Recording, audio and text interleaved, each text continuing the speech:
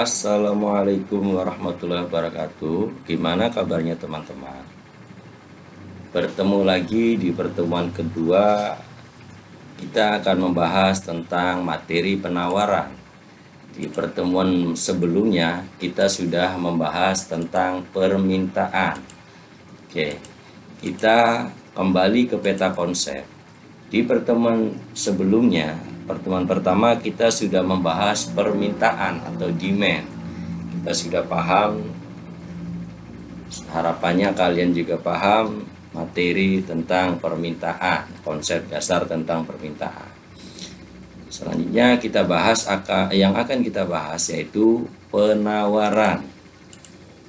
Mulai dari pengertian penawaran. Penawaran adalah jumlah barang atau jasa yang ingin ditawarkan dalam berbagai tingkat harga pada waktu tertentu.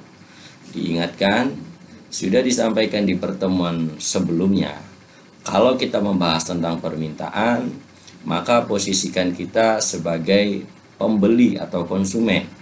Nah, sedangkan untuk yang sekarang kita bahas tentang penawaran, itu posisikan diri kita sebagai produsen atau penjual. Nah, jadi sudut pandangnya kita rubah. Permintaan kita sebagai pembeli atau konsumen, kalau penawaran kita posisikan sebagai penjual atau produsen. Faktor-faktor yang mempengaruhi penawaran. Harga barang itu sendiri. Jika harganya naik, kita sebagai penjual akan lebih menaikkan penawaran, jumlah penawarannya. Nanti sesuai dengan hukum penawaran. Harga barang lain, kalau harga barang lainnya naik, maka kita naikkan juga penawarannya karena mengikuti harga barang yang lain. Barang yang lain harganya naik, mengharapkan keuntungan yang besar. Kita pun demikian sebagai produsen atau penjual, maka kita naikkan penawarannya. Biaya produksi. Kita sebagai produsen yang memproduksi barang-barang hasil produknya, jika biaya produksinya rendah, itu maka harganya akan lebih rendah juga, lebih efisien. Maka kalau harganya rendah dari produsen, maka kita tawarkan sebanyak-banyaknya, berharap keuntungan yang banyak. Sedangkan biaya produksinya yang tinggi, maka menyebabkan harganya mahal, itu kita tawarkan tidak terlalu banyak karena takut tidak laku dibeli oleh konsumen atau pembeli. Teknologi ini menyambung dengan biaya produksi. Teknologi semakin bagus, semakin mutakhir, maka biaya produksi semakin efisien sehingga harganya murah, biaya produksinya lebih murah, lebih ringan, harga yang ditawarkan lebih murah. Pajak atau subsidi. Nah, kita bedakan pengertian antara pajak atau subsidi terhadap harga barang. Jika pajak yang dikenakan oleh pemerintah terhadap barang kita yang kita produksi, yang kita hasilkan, maka menyebabkan harganya semakin mahal, semakin tinggi karena ada tambahan pajak. Sehingga kalau harganya tinggi, kita mau menawarkannya tinggi, maka kita tawarkannya sedikit karena sudah ditambahkan pajak, harganya tinggi, takut di konsumen itu sedikit atau jarang yang membeli. Berbeda lagi dengan subsidi.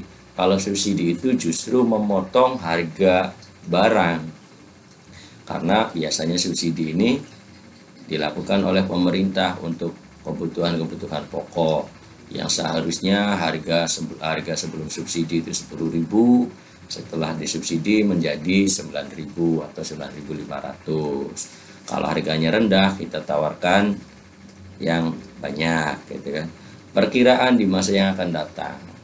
Jika produsen atau penjual memperkirakan harga di masa yang akan datang itu naik atau lebih mahal, maka yang dilakukan oleh produsen atau penjual itu menyimpan barang tersebut nanti dijual di kemudian hari. Berarti penawarannya menurun sedikit untuk yang sekarang karena disimpan untuk penjualan di masa yang akan datang.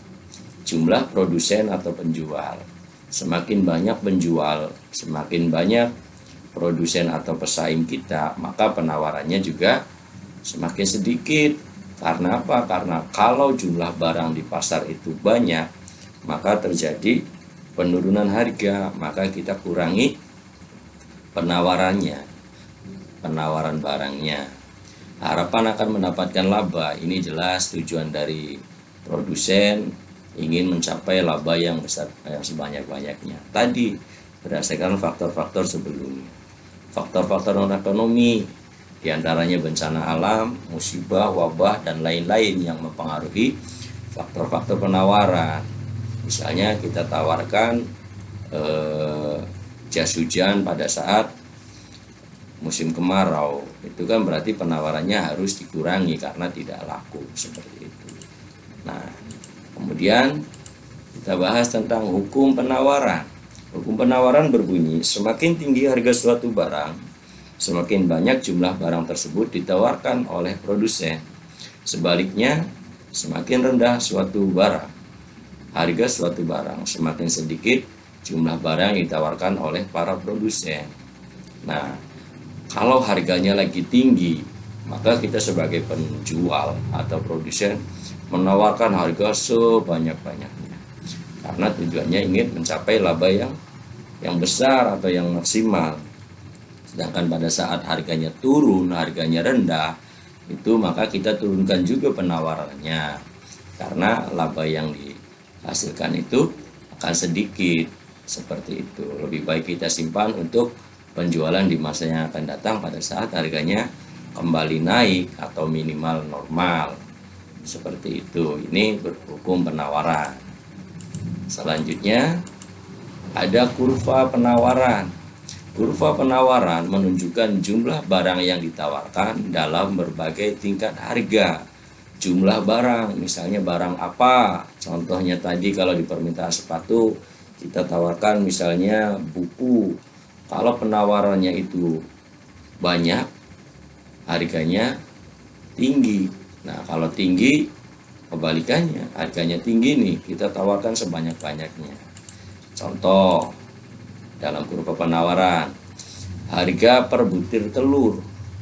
Pada saat harga per butir telur itu 4.000, maka jumlah barang yang ditawarkan 100 butir. Pada saat ada kenaikan dari 4.000 ke 5.500, jumlah barang yang ditawarkan juga naik karena harganya naik menjadi 125 butir. Terus ini ada kenaikan juga, jumlah barang yang ditawarkan mengalami kenaikan juga. 6.000 naik lagi, ini naik lagi. Itu berarti hubungannya berbanding positif. Kalau kita buat kurva akan seperti ini, naik ke atas, seperti itu. Selanjutnya ada materi tentang elastisitas penawaran. Ini kita sepintas saja. Yang dimaksud dengan elastisitas penawaran, ada penawaran uniter, elastisitas E sama dengan 1, penawaran elastis E lebih besar dari 1, penawaran inelastisitas E lebih kecil dari 1, dan penawaran inelastis sempurna E sama dengan 0. Oke, demikian materi pembahasan tentang penawaran. Selanjutnya kita bahas tentang materi harga, keseimbangan, dan pasar di pertemuan ketiga. Sekian pertemuan kali ini. Saya ucapkan terima kasih. Assalamualaikum warahmatullahi wabarakatuh.